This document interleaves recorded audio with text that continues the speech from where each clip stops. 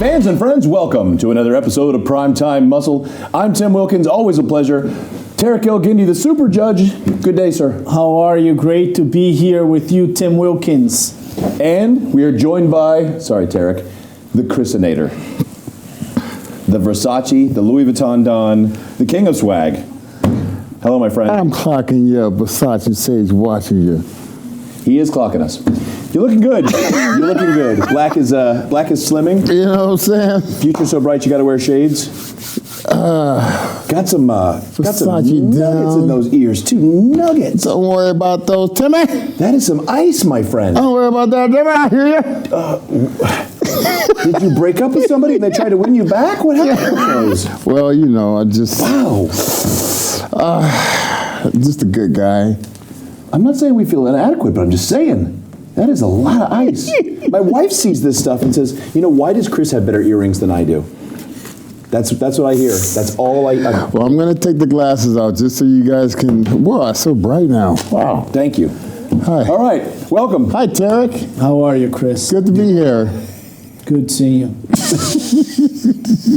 We'll brought that to a screeching halt. All right, fans, we have so much to cover. We are still talking, as many people are, as we get into the start of the new season, about the happenings of the Olympia, the last few shows that are going to kick off the season. People have already qualified for next year's Olympia across the world. We've got some brand new names that are showing up that are going to be very exciting to talk about. But back in one of the main classes, the 212, we thought, okay, here's another dynasty, guys, that is not going to be changed.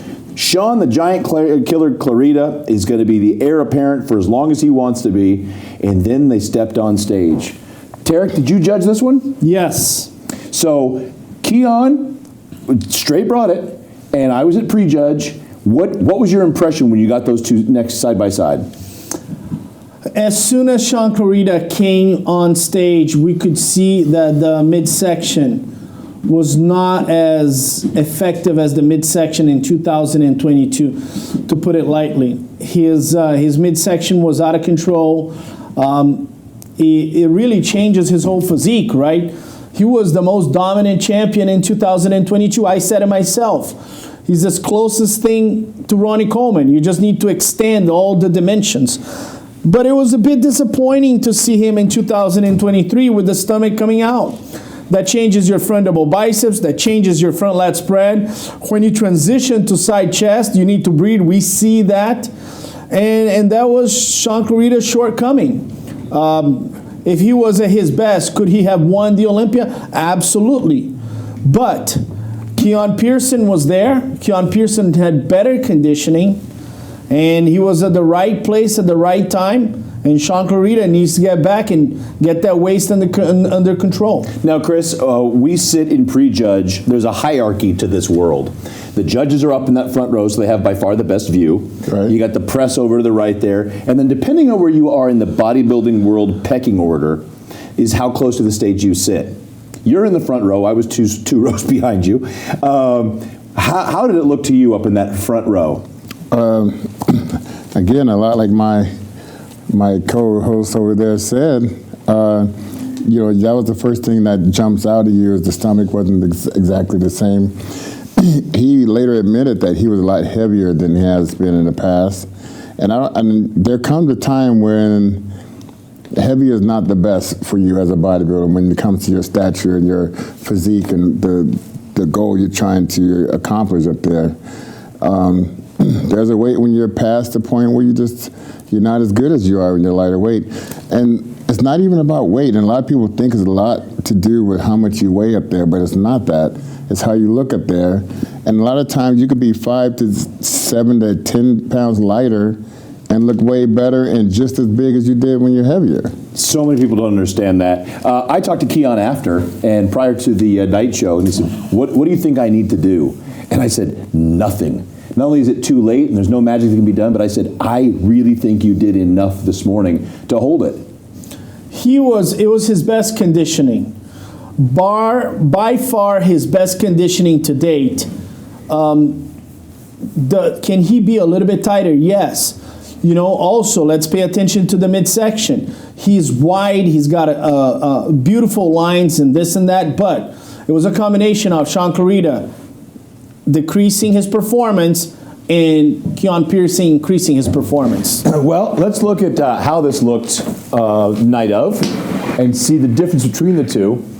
You walk us through, okay, Wow. top to bottom, Tarek. Okay, I mean, top to bottom, with your permission, Tim, look at the midsection. I mean, look at this, tiny little waist, right, with a vacuum, and then right here, tiny waist, but right off the bat, coming to the sides,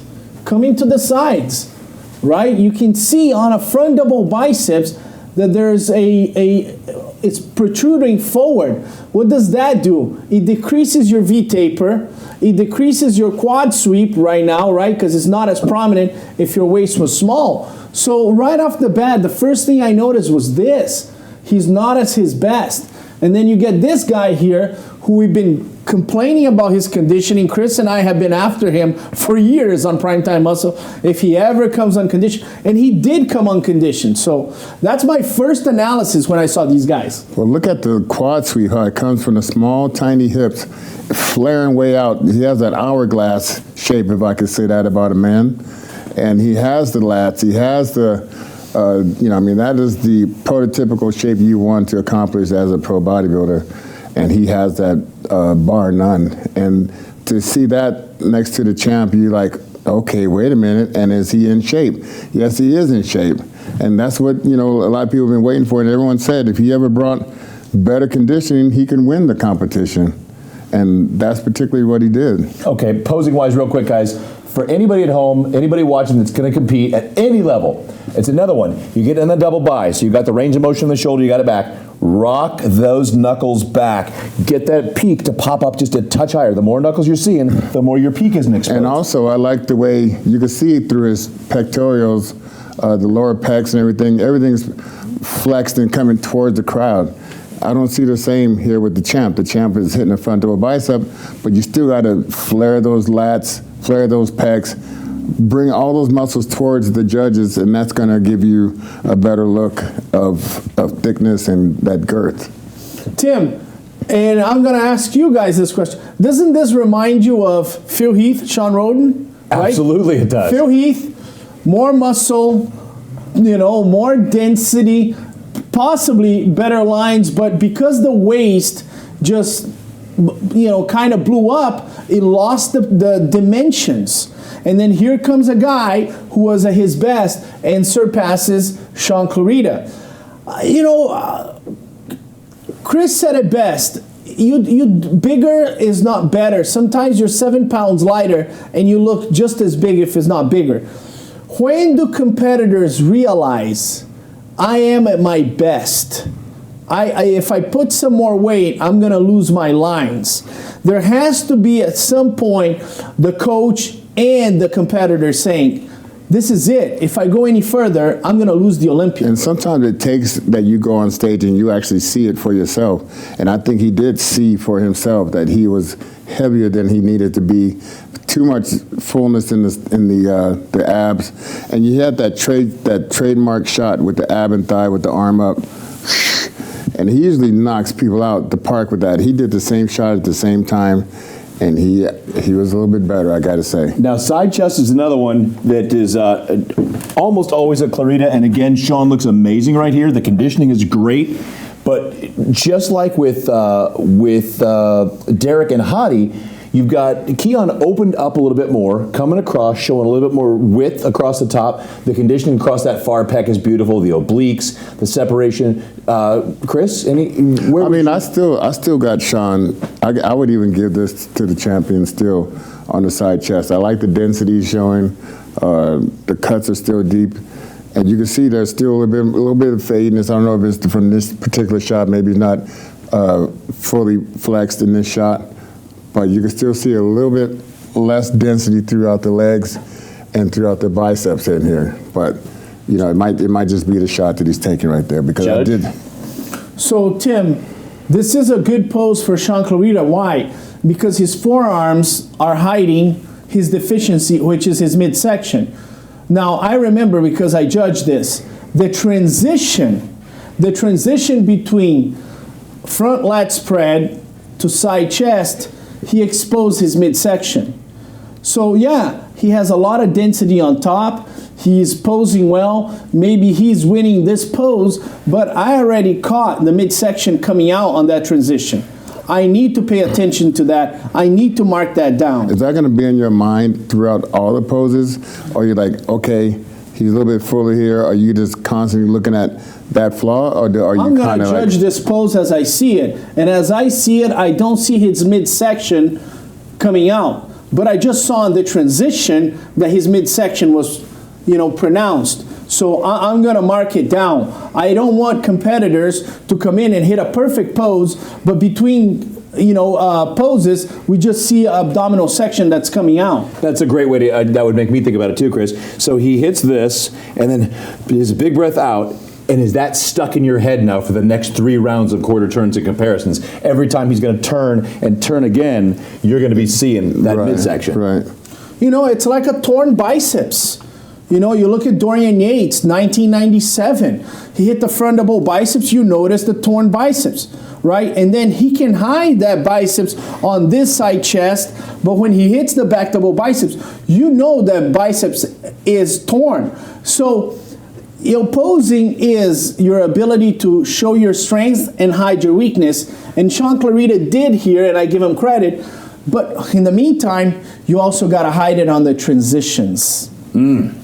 All right, this is a pose, another one that is so tight, but I like Keone's width here. I like the quads, but the champ, of course, just dense, very dense.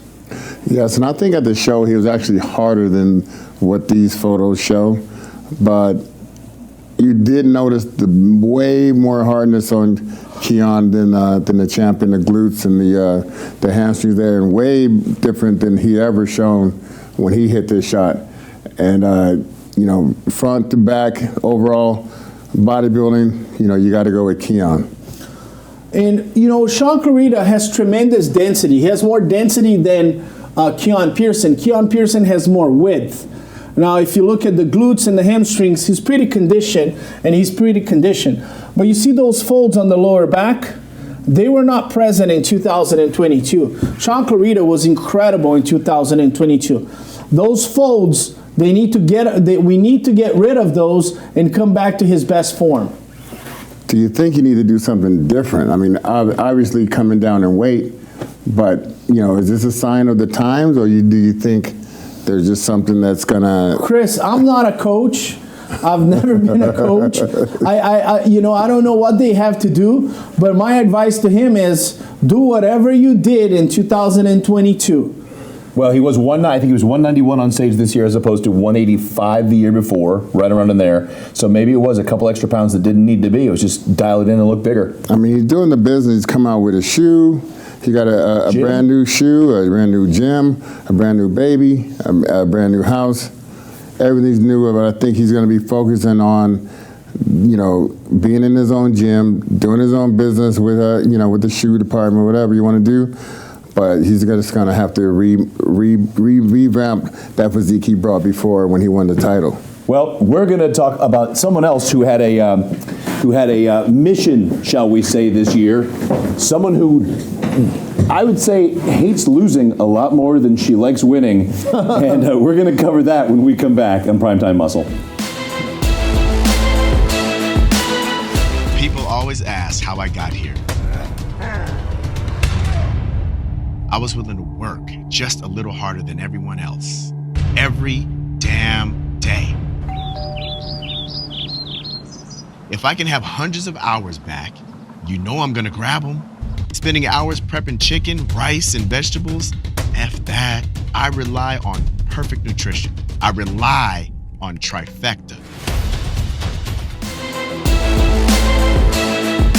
All right, we're back, and there are certain champions and certain competitors that have that spirit of the hunt, that love to win, that go for the win, and when you take that away, that whole next year from start to finish is about getting it back. One of those people that walked off stage in 2022 with an absolute vengeance was Sarah Villegas. For sure, and what came to mind when I saw that was Ronnie Coleman in New Orleans. at the GNC show, and he lost to Gunther, he was pissed. And you could see it. You saw Kevin was happy. Kevin jumped all over Gunther like, you got him, I can get him too. So, just seeing him storm off that stage, and you could just see the smoke coming out his ears. And I saw the same thing in Sarah. They just so happen to still be living in the same area. I don't know if it's Dallas, Texas, or whatever, but maybe it's the Dallas water. Maybe it was that Dallas water. But she wanted it. I actually had a ride with them in Pittsburgh, going to the Pittsburgh Pro, and they gave me a ride that night, and they just could not stop telling me how much they wanted that title back, how much she's going to get that title back, how they are starting from the time they left there all the way to the next year. They're going to put a full year in concentration. They bought over $1 million worth of new equipment for their gym, and they are stopping at nothing to get the title back. Now, Tarek, here's another division that is, in my estimation, difficult to judge, because it's not like women's bodybuilding where it's a free-for-all. Get big, get shredded, look good. You still got to balance some level of hardness with symmetry and muscularity. How do you go about attaining that perfect physique, and what kind of feedback did she have year over year that she accomplished to get that title back? Or dare I say it, was Natalia off? Was it an up and a down thing again this year? What happened? Natalia Coelho lost a little bit of fullness on the legs, and coincidentally, Sarah Viegas gained some fullness on the upper half. The feedback for Sarah Viegas in 2022 was, you came in maybe a bit too conditioned and you lost fullness on top. In 2023, she improved. She had fullness on top, she wasn't over-conditioned, and the legs, the quads, they looked incredible. She attacked Natalia Coelho in one of the most vulnerable parts of Natalia Coelho, because Natalia, top, she has amazing V-taper, always on point on conditioning, but Natalia's issue in the past has been the quads, right? If Natalia has the quads, she's really formidable. But if she over diets or she competes too much, then you start seeing the quads coming down. And when you hit the front double biceps for both of them, you could tell that Sarah had a lot more fullness on the legs. I want to mention something that's interesting. Her coach is her husband, Ali. He's a friend of mine, and I was surprised by how cold and collected he was after defeat in 2022. I mean, obviously, you're emotional as your wife, is also your client. But he was the first guy, and you don't even see that from coaches that don't have a relationship with the competitor. He said, Tarek, we made a mistake. This is what the mistakes that we made. This is how we are going to correct, and this is how we are going to get the title back. He had a game plan of how to execute, but the first thing is he recognized himself what didn't go right. And for a coach to have that kind of mindset just shows that her support system is tremendous. And I give him a lot of credit, man. I've dealt with coaches my entire judging career, and a lot of times they blame everybody but themselves. She has on her husband a great coach. How much have you seen that? Because I know, as both an MC, a competitor, a fan, I've seen everybody that the first thing they do, Politics. they download the pictures. Look at these two. The judges know who she's trained by. Yes, that's a whole. Do the judges know who you're trained by? Yeah, we received a newspaper in January with every single NPC competitor. First of all, people change coaches every weekend, man. Every weekend they change coaches. They go, I'm training with this guy today. Tomorrow they're training with somebody else. You know, and the coaches, they're like this. My competitor is going to win the Olympia. Look at this, Tarek. Looks incredible. And then the competitor switches to another coach. Oh, she's not going to make it. Trust me. The competitor all of a sudden changes. They had a mindset behind it. We judges have this armor that information just comes in and goes out. Yeah, sounds great. Your hair looks great. Sounds great. Your hair looks great. Yes. Well, and that always gets me. So there's the politics, there's what went wrong the day before or the night of, but it comes right down to it. You go back to work like she did and say, all right, on the private jet flight home, we're going to come up with a game plan. Accountability. Yeah, that's got to make it a little more palatable too. And you know, you said something very interesting, which is part of Sarah Viega's personality. She expects to win. So she hates losing more than she loves winning because she expects to win. For her, winning is normal, is what should happen. And I love this attitude about her. I love that attitude about Sarah. She's unapologetic. You know, people get inspired by the people that are great and they have this greatness about her. Champions are like that. Exactly. She hates losing. Michael Jordan hated losing. Natalia Coelho is not happy. They are not the best of friends, okay? They're not going to go to a Brazilian steakhouse in Dallas anytime soon, you know what I mean? So losing to somebody that's not your best friend makes it a little bit more, it irks you a little bit more. But it's okay. I think, you know, it's so funny is that I find that now in my retirement, yes, I'm retired. You sure? I'm retired. All right. But even some of the guys I did not like, or they did not like me, and it was out there, it was a known fact. We all get along now, and I think in the future, when they lay their swords down, not everybody gets along now. I know, not everybody. Not everybody.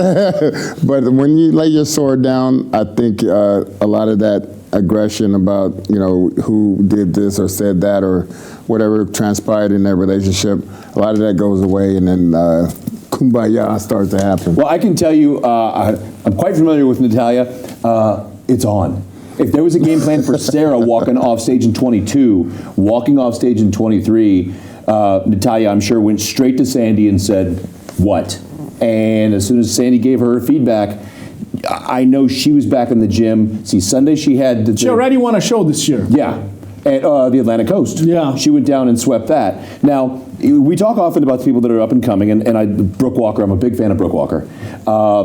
She did a great showing this year. Third place, Zama Benta. First time competing in the women's physique category. Zama Benta from Brazil takes third place. Yeah. I don't see anybody, Zama did a great job, chomping at that second place, first place. It's going to be a battle between those two until one of the two of them either quits or dominates. I thought Brooke was, I don't know, I just thought she went for a little bit more muscle in her upper body, and I think it took away a little bit from her shape, in my opinion.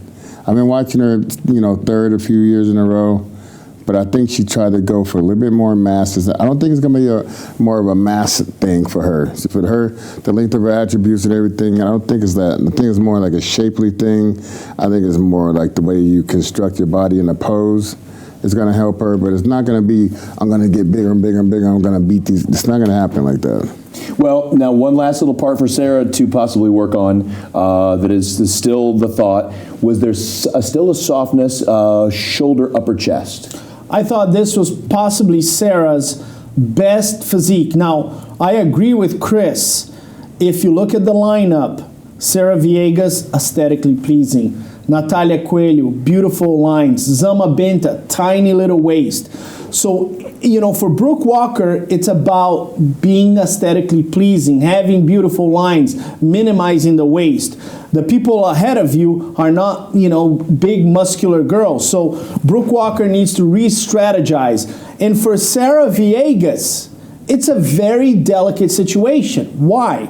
Because you're a winner. You want to kick somebody's butt every day at the gym. You're looking at Natalia and Zama Benta and saying, I'll never lose to you girls. But sometimes the best thing to do as a champion is not changing anything. Can she come in the same way that she did? Maybe. Well, not changing as a champion is not a strategy in this league, because as we've seen with Keone, as we've seen with Derek Lunsford this year, Jennifer Dory, if you're not completely on point, there's someone willing to do a little bit more and push ahead. Here's my question to both of you guys. Shaun Clarida, if he hadn't changed anything in 2022, presented the same physique in 2023, would he have beaten Keone Pearson? Who's to say? Who's to say? Because I think Keone improved a lot more, and I think that was, satisfying the judges as far as like, man, he made a lot of good, positive changes. Maybe his attributes still would have won it, but it definitely would have been 10 times closer if he would just duplicated that. Funny you should say that, because Tyler Mannion put out a video and dispelled a common phrase that's a rumor in our sport. You have to knock out the champ to win. And he said, that is not I loved when he said that. I loved that. Yeah. Because that was what we came up with, that phrase being pounded into our heads. But I'm like, what does it matter as long as you're the best person on that day? And I like to see the guys win or lose, or have the chance to come back and regain the title or something like that. It's okay to lose. It's okay to lose. But if you're the best guy on the stage, let the best guy win, or the best woman win on that day. Well, you're a Brazilian fighter. Sometimes you don't have to knock them out or choke them out. You win on points. And that's what these guys did. Sarah, congratulations. Everybody else get back to work. And we'll see who owns that title, who qualifies. See if we got anybody else coming out of the woodwork like Zama Benta did this year to change the face of the division. And when we come back, we have a couple more people that made a big impact this year on Primetime Muscle.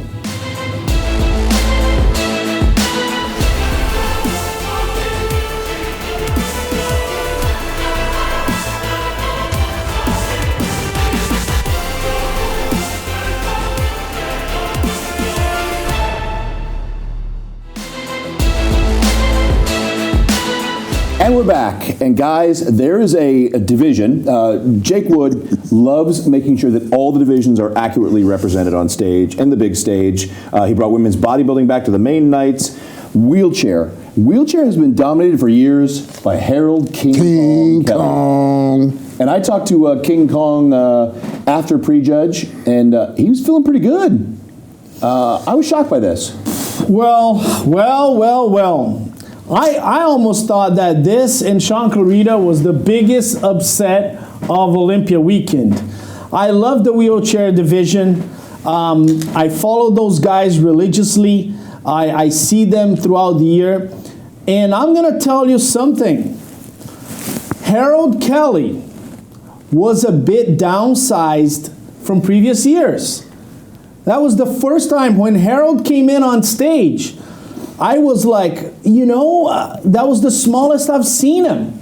He was not as big and as overpowering as he's been in the past. That has been his calling card. You saw conditioning, you saw beautiful lines, and then came Harold Kelly and just beat everybody with huge size. As soon as he came in on stage, I said we might be in trouble here because Harold is not at his best. He's downsized. Well, along those lines, you and I have mentioned over the years that if anybody was going to beat Harold, it was going to be Gabriele Andrulli. Absolutely, because Harold Kelly never loses on size. Harold Kelly, at the Arnold, when he lost to Gabriele Andrulli, it was a lack of conditioning. And he said, Tarek, I wasn't at my best. It wasn't one of my best preps. But in this Olympia, as soon as I saw him, I'm like, his biggest asset, which has been the size game, was not there. And then I said, man, this is open game right now. Somebody might come in and take him. Well, that somebody, Chris, was Karol Maluski. Walk us through how he looked and the difference between him and the champ. Oh, gracious. Look at those dugout abs, Chris. Those serratus are one of my favorite, absolutely, hands down, my favorite muscle when somebody's truly conditioned. That's the one that sticks out on the super suit, the Batman suit, the Superman suit. That's always a cool part. Yeah, these abs are etched in, look like little crowns right here. And you can see the torso power, you can see the front double. I mean, the champion here, like you say, he's a little bit smaller than what we used to seeing him. And that's usually a dominant pose for him. And so, I'm sure, he would like to get that title back and sure like to come back next time. This guy don't seem like he's going to be going away that easily. So, with the torso here, with the tightness throughout the abs and everything, I mean, I think Harold still had him from the back double bicep, but the front double bicep belonged to this guy. This was close, but again, when did we see in the past Harold Kelly losing the front double biceps? He lost this pose to this competitor. I give him a lot of credit. I thought this could not have been done to beat Harold Kelly on a front double biceps. He is big, he's conditioning, and I might say that he's bigger than Harold Kelly on the front double biceps, and you can see the deep separation on the abs. I mean, that was right off the bat sending a message to everybody that was there. I'm on this to win, not to congratulate Harold Kelly on his title. I'm here to win. Do you think maybe he had a little bit of injury that he maybe happened? Or? You know, I have found this with the fitness competitor, a lot of competitors. If they have injuries, if something happens to them, if their prep is not 100%, they don't disclose it. They don't want to give their opponents any feel like, oh, Harold Kelly's not his best. But I would love to hear from Harold, hey, was this prep 100%? Because you were downsized. And I would be shocked if everything went okay with him, because I never saw Harold downsized in my entire life judging him. Well, you're right, Chris. I still feel like Harold had him in the back double bi. Wider for sure. Conditioning was about the same or better. Shoulders and arm conditioning was better.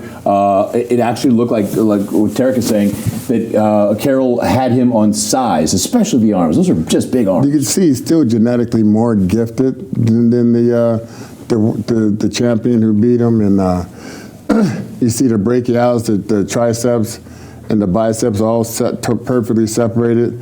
That's still there. Maybe he's going to be able to come back next year and retain it, because he still has, what he was born with. I think Carroll needs to improve his posing on that. I think he should stick around with Chris Cormier, and maybe he might lose this pose because he doesn't have the density as Harold Kelly, but I don't think he's hitting this pose and fully opening his lats. Is correct, Chris? Do you see that? Yeah. Hey, it's okay for you to lose that, but I'm not seeing a full opening of the back double biceps here. He's pinching him off, Chris. Yeah, for sure. And you can see how, the champ, he totally has that pose down. He's totally like spreading the trapezius. And that's where a lot of guys like to connect inside the trapezius and bring those scapulas together. That's where I think he's trying to connect right there. But he had it from the front, but from the back, the former champion, still has that. All right, down. Side chest, Tarek, another tough one for me. I'm looking at Harold on this one. Maybe it's just a moment in time that we're catching is not the best side chest. But, with the serratus and the abs poking out, Harold just looks really good right there. What am I missing? No, on the side chest, this is possibly not the best shot for Karol Maleski, but on the side chest, he had a lot of size. You can see here, there's some separation on Harold Kelly, looks more impressive. But if you were there judging, you had Carroll with a lot of size. One of the things that I noticed on Harold Kelly was the arms were smaller. And you can see right here, these are not traditional Harold Kelly's arms. He has a lot bigger arms. And Karol Maleski, especially on the front lat spread and side chest, he had more size. This is not actually a good picture of his side chest. His side chest is quite impressive. Well, he's hitting the shot a lot better than Kelly's, because he's got the shoulder to shoulder. He's got the width coming to open up the chest more, and Kelly here is crunching in like that. That's not the best thing you want to do for a side chest, especially coming over like that. How he's bringing that right shoulder over. This shoulder I would clamp down, this elbow I'd clamp down towards the body more, but he needs to pick that chest up, and he's doing a lot better job at that. There's some, I might say, possibly over dieting. Maybe Harold Kelly said, hey, the only way I can lose if I'm not as conditioned as Gabriele Andriuli. So he squeezes the conditioning, gets a little bit downsized, loses his fullness, and then this guy comes in and surprises him. Maybe that was the strategy. Well, here, and Chris, you could maybe answer to this. It is always so impressive to me. Every bodybuilder has their challenges in every division. Right. Making those morning cardios and sticking to your macros and finding the ways to still live a real life. Whether you have a business outside of bodybuilding or you have a business inside of it, you still have to have a life. A lot of people, Harold's married, a couple of kids. Trucking business. But these guys have a separate set of challenges, not just accessing and making things work, but cardio. If you're talking about conditioning, you can't jump on a Stairmaster, a treadmill. You're limited in the amount of extra work you can do to burn those calories off. Those arm trailer. Yeah. I don't know what the name of it is. I forget what the name. I had it 2 seconds ago. But that said, to your point, Tarek, you've got to make the adjustment either with food or with cardio to burn those calories to start making that fat come off and leave the muscle behind. You run the risk under eating of burning muscle and losing that fullness. Chris, do you have any experience in this? Have you trained with or around? I know I used to train with. I'll think of it in a minute while you're talking. One of my absolute favorites, Victor Konopov, best wheelchair guy of the '90s by far. Amazing physique and longtime champion. Longtime champion, and just stunning. Worked out with heavy weights, basic stuff. But I don't remember the cardio from back then. No, I don't know what year that came about to where they started noticing that they can still utilize the arms, still burn some body fat that way. But yeah, I think that was, I don't know what year that came about, but yeah, I used to see him training in Gold's Gym Venice a lot, and he was always there, he was always around, and he was great looking guy, had the Ken doll look. The blonde flowy hair. Yeah, so I get it. Kudos to all the guys that got on stage there in the wheelchair division. And Harold Kelly, you are and always will be an Olympia champion. Let's see what you can bring back to the stage to go back for that title. And Kara Molesky, congratulations on your very first Olympia title. That's amazing to say the least. Guys, it goes by so fast. Quick. Tarek? Well, another great day of shooting. We are here dissecting the great champions. I want you to subscribe right now to Olympia TV. Olympia TV is the most respected bodybuilding channel in the world. If you want to get the inside information, you need to subscribe to Olympia TV. Olympia TV or nothing. There you go. Like and share. Share with your friends, your family. And as always, leave us your comments and just be a part of the family here. We thank you as always for joining us. The one and only Tarek Elgindy, the real deal Chris Cormier. That's me. That's you. And Tim Wilkins. As always, say hi to us at shows, and we appreciate you being here on Primetime Muscle.